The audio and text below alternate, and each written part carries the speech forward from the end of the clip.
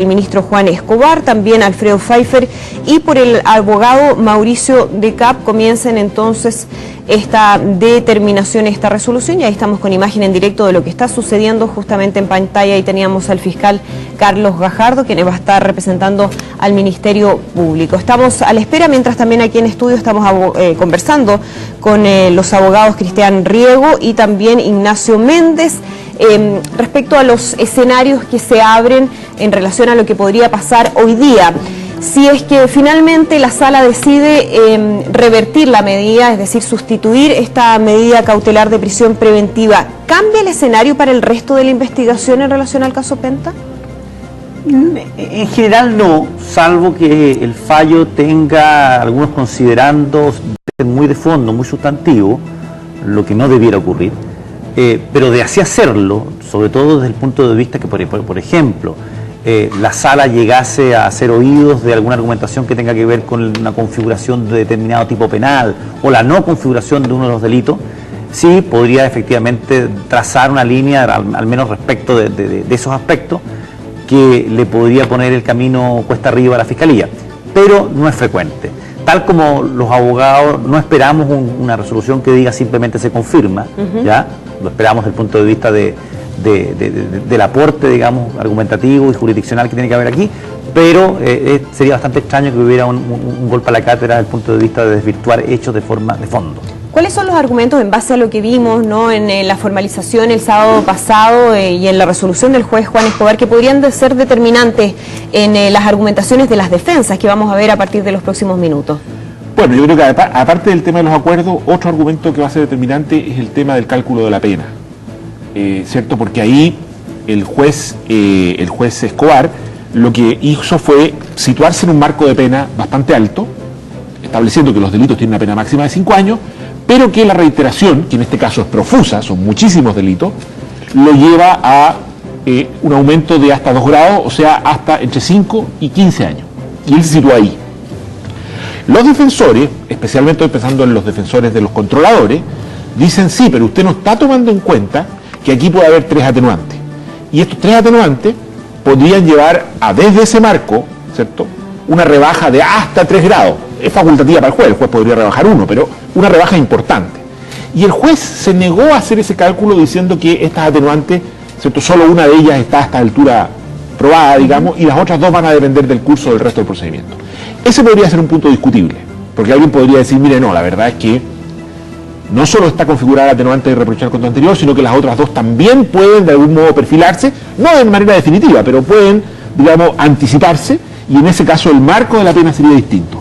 Si estos jueces llegan a la conclusión de que el marco, todo esto es especulativo, porque claro, estamos hablando de una pena que eventualmente se va a aplicar en un juicio oral, pero si los jueces llegan a pensar de que el juez oral, el juez del tribunal oral, va a estar realmente en un marco de pena mucho más bajo, eso podría ser una condicionante sustantiva. Depende de la impresión que esos jueces se creen a partir de cuál va a ser la pena de ese momento. Si me permites, dentro de lo mismo, yo sí en lo personal creo que el juez cometió un error técnico del punto de vista. ¿En qué sentido? En el sentido de que el juez estableció lo que se llama el marco en abstracto, porque los delitos no tienen una pena en específico, tienen un marco penal, un techo y un piso para que la gente lo entienda.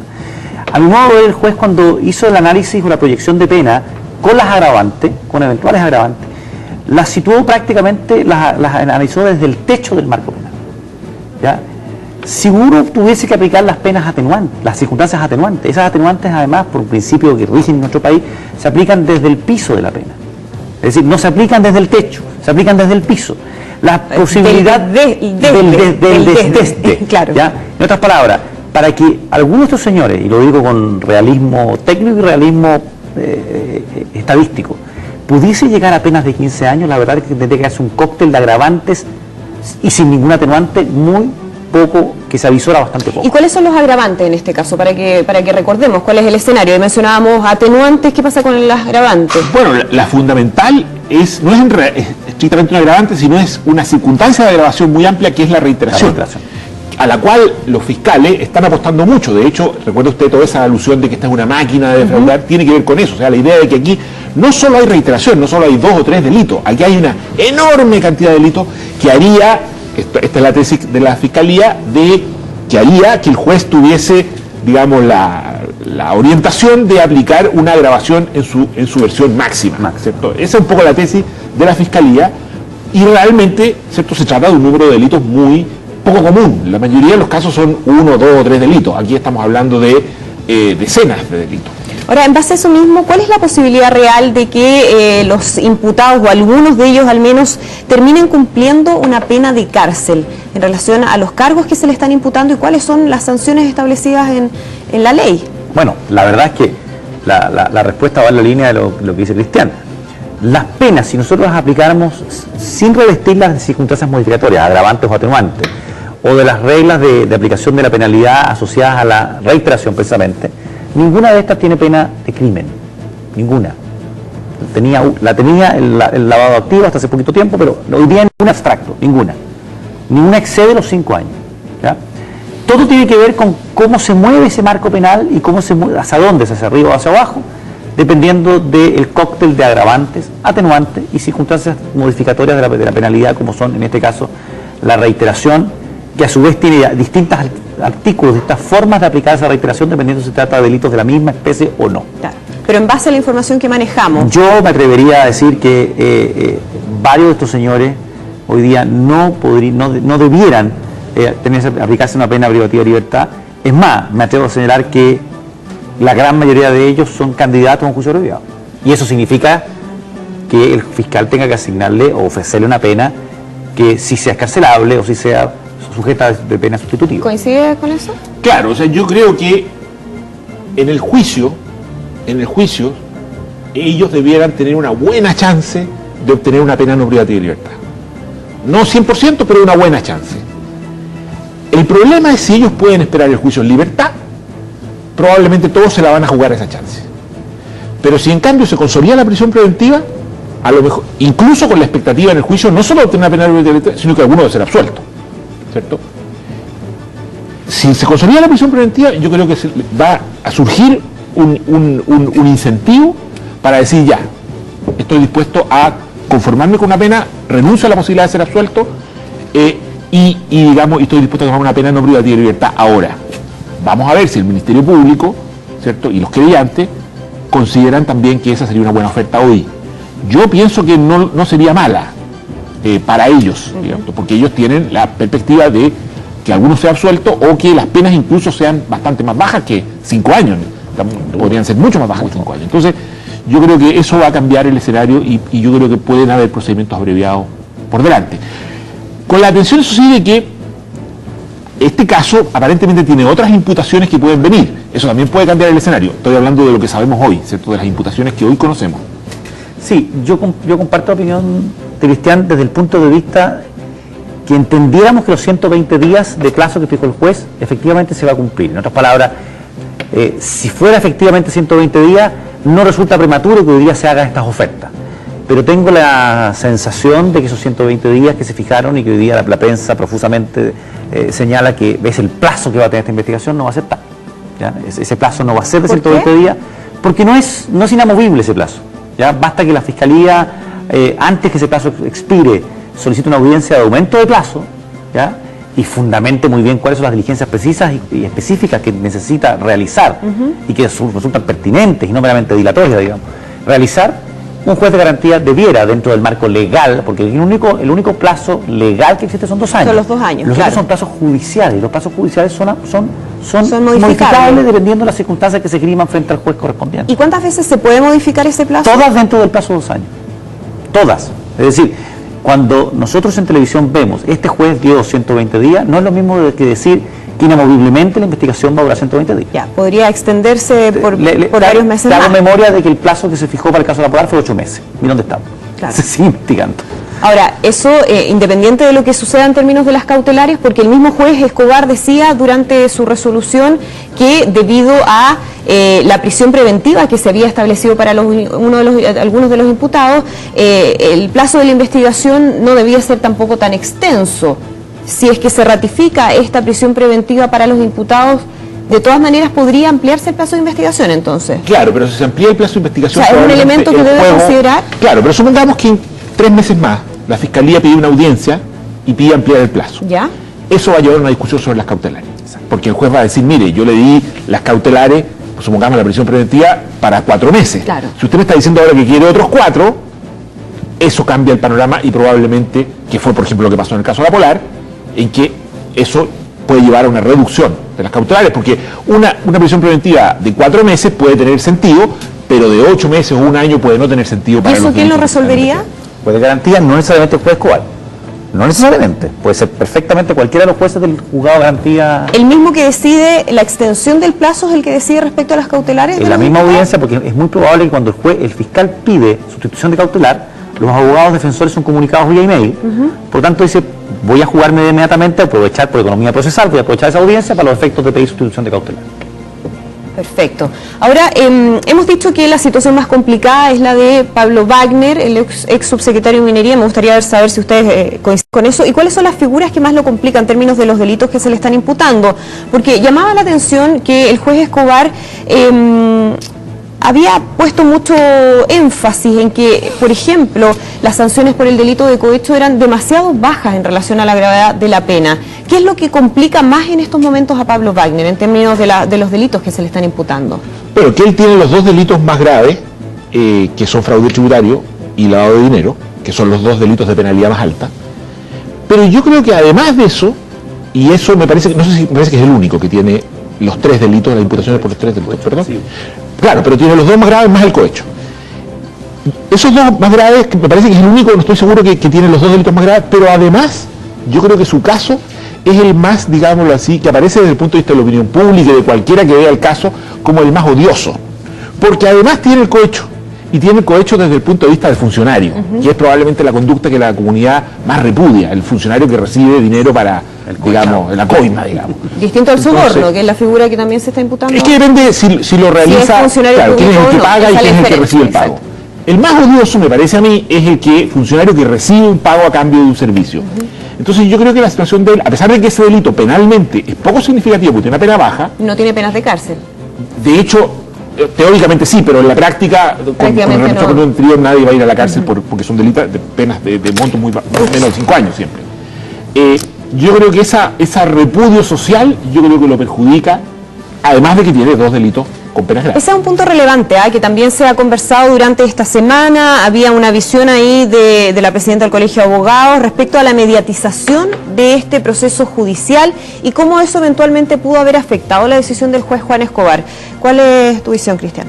Sí. A ver, sinceramente, creo que resulta insoslayable el interés público. A mí me parece, desde el punto de vista de la validación del sistema, me parece que esta publicitación me parece que es sana.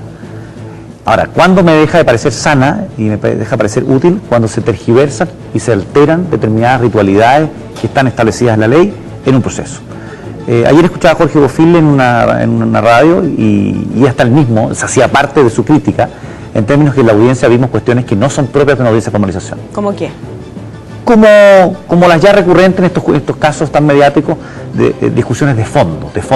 O sea, a mí me gustaría el día de mañana poder hacer un contraste jurídico y periodístico entre lo que podría ser lo que se llaman los alegatos de apertura o los alegatos de clausura que van a hacer estos mismos abogados en los juicios con las alegaciones vertidas en la semana pasada. Y diría que van a tener pero muy poca diferencia y eso no corresponde. En rigor no debiera ser así. ¿Ya? No puedo yo vertir opiniones jurídicas tan de fondo en un juicio que ni siquiera lleva, si bien lleva un largo plazo de investigación desformalizada, pero es un juicio que está en los albores. Entonces, a mi modo de ver, se van produciendo ciertas tergiversaciones. Ahora, saber cuánto de esta mediatización le va rebajando el umbral jurídico a un juez, le va elevando el umbral relativo a su exposición, no lo sé. Es difícil. Sinceramente no lo sé. Es difícil poder establecerlo. Y como abogado que me desenvuelvo en el ruedo, prefiero pensar que no influye nada. Sin embargo, si uno analiza los 25 primeros minutos de la resolución del juez Escobar la semana pasada, fue un caso que probablemente la gente lo agradeció mucho desde el punto de vista de lo didáctico, pedagógico que fue. Sin embargo, es de suyo infrecuente, absolutamente infrecuente que un juez explique cuáles son los principios fundantes de la prisión preventiva. O sea, si no hubiese habido cámara de televisión transmitiendo en directo, ¿habría sido distinto lo que vimos? Habría sido sin duda más corto el fallo. Sí. Claro, porque el juez no habría tenido sentido obligado a explicar en la legislación, etcétera. Y en relación también a la forma en que se hizo, y especialmente de parte de los abogados querellantes y del Ministerio Público. Pues llamaba la atención ciertas expresiones, por ejemplo, del fiscal Carlos Gajardo, cuando dice el tema de somos tontos hasta las 12, usa figuras ahí que algunos les llamaron la atención. ¿Eso tiene que ver con la mediatización del proceso o normalmente se usa ese tipo de recurso? O sea, los abogados, discursivos. En la experiencia que yo tengo, los abogados le hacen ver al juez las consecuencias sociales y publicitarias, digamos, de sus decisiones permanentemente. Y invocan ese tipo de cuestiones, digamos, permanentemente en las audiencias. En ese sentido yo no lo encuentro demasiado diferente. Por ejemplo, en los casos de droga es muy común que los abogados le hagan ver al juez el grave problema de la droga, ¿cierto? El impacto público. Me parece que eso es normal. Lo que yo encuentro, o mi consideración en esta materia sería mirarlo desde el punto de vista del juez. Si yo fuese juez en una causa de este tipo, en que hay una presión pública que no está generada por los medios, sino que está generada por la izquierda, yo preferiría resolverla con una audiencia lo más pública posible. Porque la presión va a existir igual. La presión va a ser sobre el resultado, sobre si el juez lo deja en prisión preventiva o no. Yo creo que le da más independencia, más fortaleza al juez el poder mostrarle al público cuáles son los antecedentes que tuvo a la vista para tomar una decisión. Es decir, que transparencia total. Exacto, que esa decisión aparezca como una cuestión de pura voluntad del juez. Yo creo que el juez se expone más cuando tiene que decir, supongamos que en un caso toma la decisión menos popular, supongamos liberar a los imputados.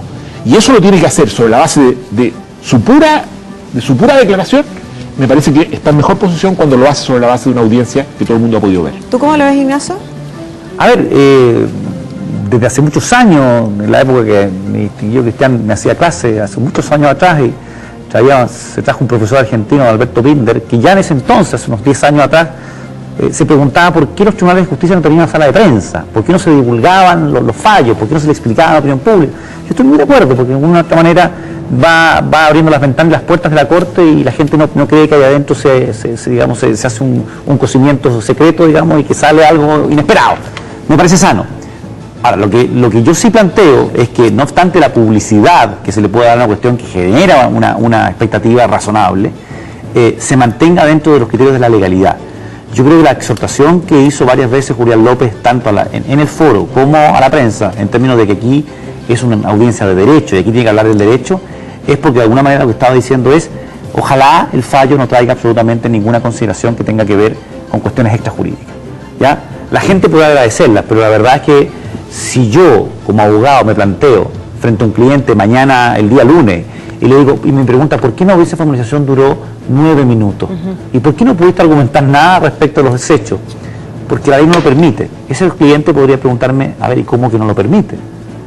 Porque efectivamente los abogados tenemos bastante cooptado por razones de tiempo, por razones incluso legales, de formalismo legal, a poder hacer alegaciones de esta intensidad, de esa prolongación, ¿ya? Porque además no procede. Un juez me diría, señor, usted señor abogado, ¿se ubica en qué audiencia está? Me diría, no me salga con eso porque está en una audiencia. Es más, cuando termina la formalización le pregunto, señor, ¿usted entendió? No si comparte, entendió desde el punto de vista de la inteligibilidad. Y luego las cautelares es una discusión bastante más liviana de lo que aquí se dio. Entonces, se da una suerte de diferencia que podría ser complicada para cualquier abogado de explicarse a su cliente por qué él tuvo 9, 12, 8 minutos en una formalización, un tema que para él es importante, y unos señores estuvieron 4 días exponiendo hasta la dogmática más profunda acerca de cómo se configura el delito de soborno, claro, como lo hizo, por ejemplo, el abogado Pablo Wagner. Ahora, decía Olga Feliú, conversando con ella justamente a raíz de esta mediatización del proceso y los cuestionamientos que tenía, que en otras partes, como por ejemplo en Estados Unidos, quienes participan del proceso son aislados previamente en hoteles, de manera de mantener ahí su independencia, no verse influenciados. ¿Qué pasa en este caso? Cuando hay permanentemente comunicación con los medios, con la gente, con todo el entorno que se está viviendo a nivel social, y que el mismo fiscal nacional Saad Chaguán decía, puede ser una señal muy importante en términos de lo que se le está diciendo a la ciudadanía, de que son todos iguales ante la ley.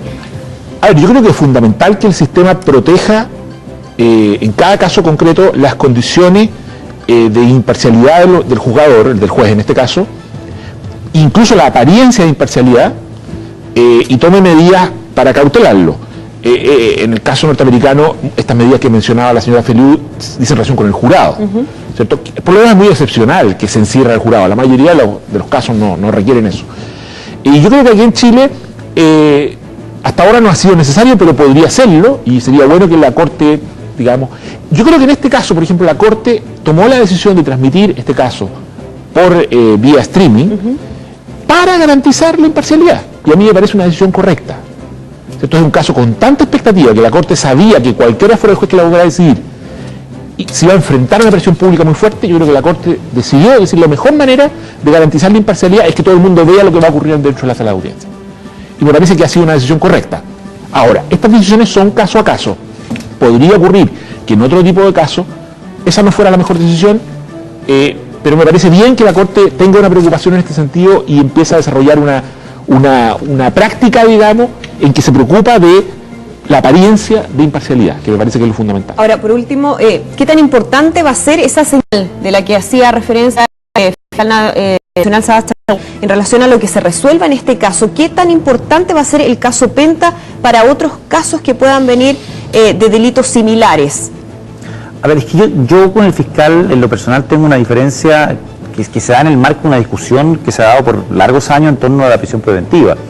Hay algunos abogados, y en este caso el fiscal nacional, que considera que la prisión preventiva y el proceso en sí mismo es un sistema de validación, es un mecanismo de validación del sistema y un mecanismo incluso de generar lo que se llama un principio de prevención especial, es decir, hacer que el sistema sea de tal manera que disuada a las demás personas de no cometer otros delitos. A mi modo de ver, esos siguen siendo fines que son propios de la pena y no propios del proceso, ¿ya? En ese sentido va mi discrepancia con el fiscal.